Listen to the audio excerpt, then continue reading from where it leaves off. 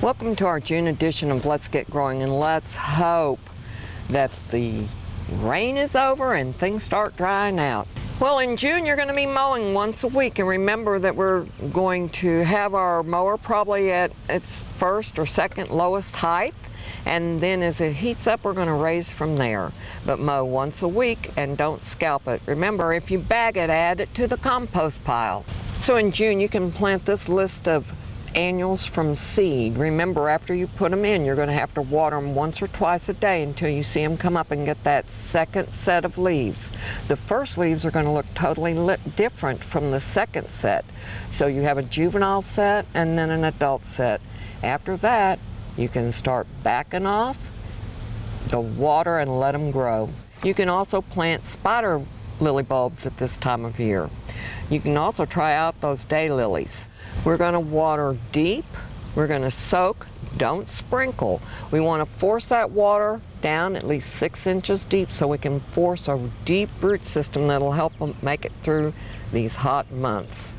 So soak, don't sprinkle. Water dry spots by hand, newly planted areas, and bare spots. The reason we say soak, don't sprinkle, we want you to use either your irrigation system or a sprinkler. There's no way that you can stand in one spot and water for 30 minutes, and that's probably what it's going to take to get that water down 6 inches deep. Remember, you can check that depth by using just a screwdriver. Stick it down and see if it's dry down 6 inches.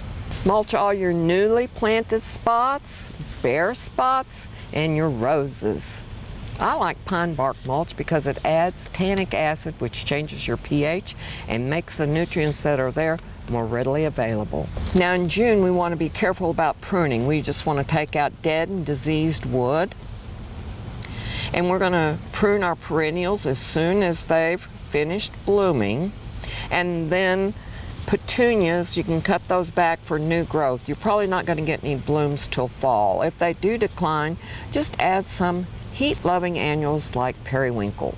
Okay, it's going to be the second major fertilization of lawns this time of year. You can also fertilize all your beds, but do not fertilize rhododendrons, azaleas, or camellias at this time of year.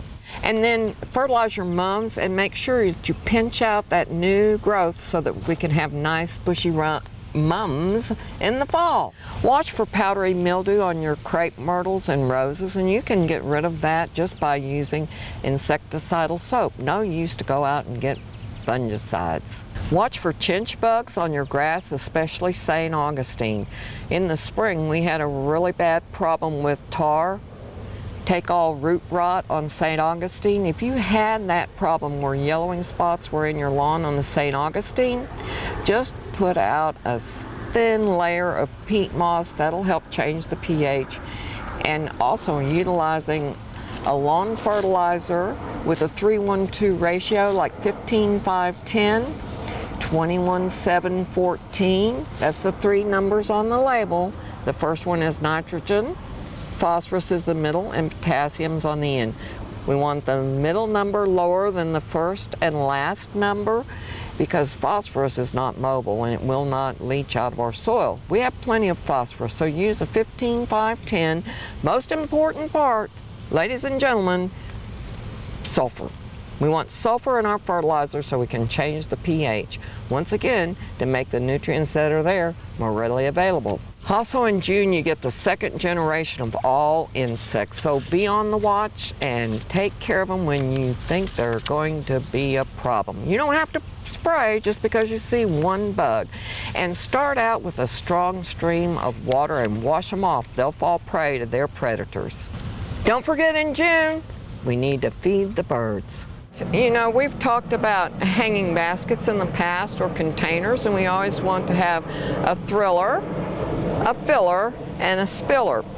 This periwinkle is going to act as our thriller and our filler, but as our spiller, we're going to add wandering Jew.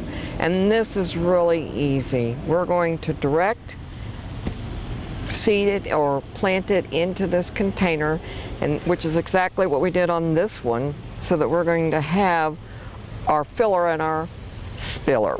So it'll also round this basket out. And on Wandering Jew, you're going to have leaf nodes. And you can see it's where the leaf comes off, and right here is the little node. And when I pull this leaf off, you can see it's right here. So I need a leaf node to make a cutting. So I'm going to break it right above the leaf node. And then I'm going to just take, in this case, a Sharpie, and I'm going to make a hole. And then I'm going to stick the Jew cutting in, poke it down, firm it up. I do want to point out that you need to have the leaves facing outward and not inward.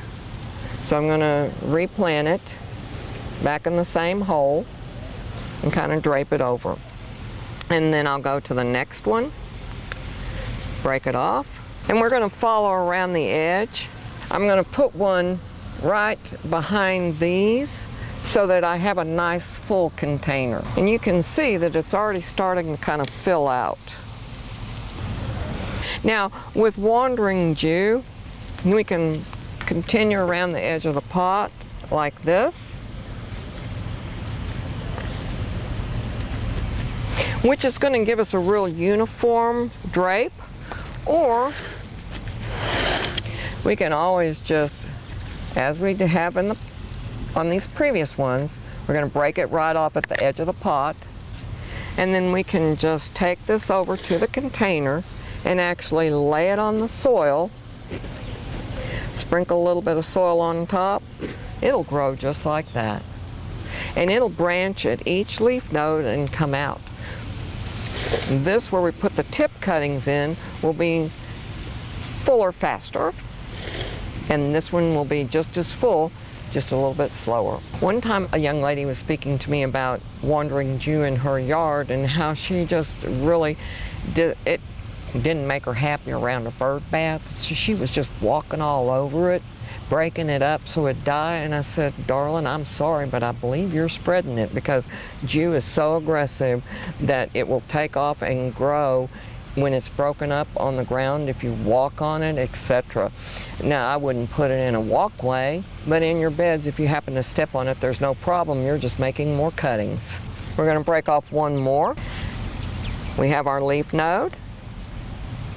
We're just going to take, this is a really nice cutting. Once again, make our hole, stick our cutting, firm the soil. And the other thing that I've done is I've evened out this little basket so that it's more uniform, and it'll drape and become a nice, beautiful hanging basket. So we have made a much fuller periwinkle basket, giving us our thriller, our filler, and our spiller.